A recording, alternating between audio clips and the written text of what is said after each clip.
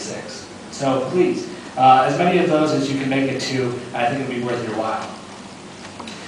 Following up on the notes that I had for the original, or the first film, my name is Julia Ross.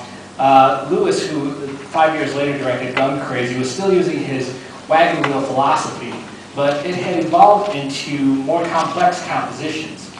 He'd still place objects in the foreground, but sometimes there was nothing in the background, creating unbalanced compositions that subliminally felt uneasy, adding to the tension of the shot.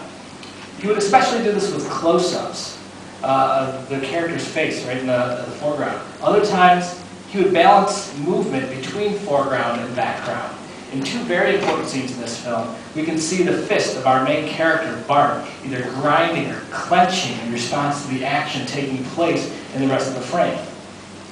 We don't need to see Bart's face to know what he's feeling in these films. It's just the fact that that body part, he's been reduced to that one body part, taking up his entire frame. And there's also a wonderful playfulness with the nature of film. And there's two scenes. There's one right at the beginning of the film, and one right in the middle where Bart gets himself in much too deep to get out. Lewis puts the audience behind a pane of glass.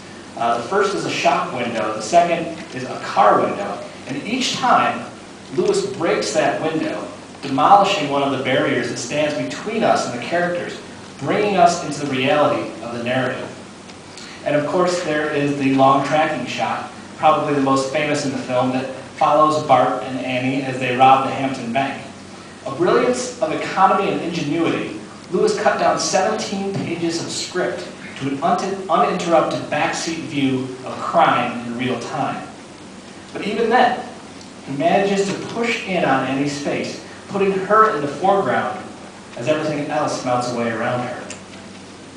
But at the center of the story is a shared obsession, sometimes called love. Bart has an obsession with guns, which he channels safely into Annie, since he's found, or he thinks he's found, a kindred spirit.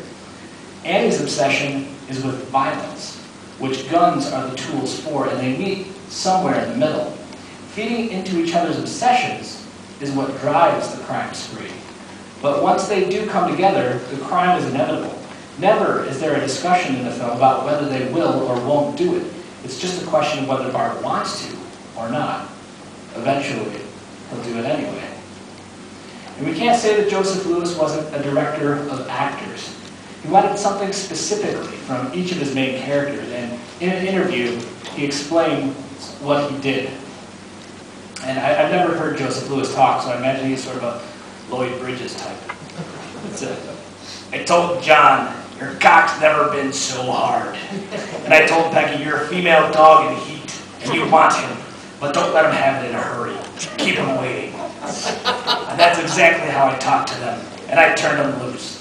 I didn't have to give them more direction. So with that vaguely disturbing image in mind, I'm going to give you Gun Crazy.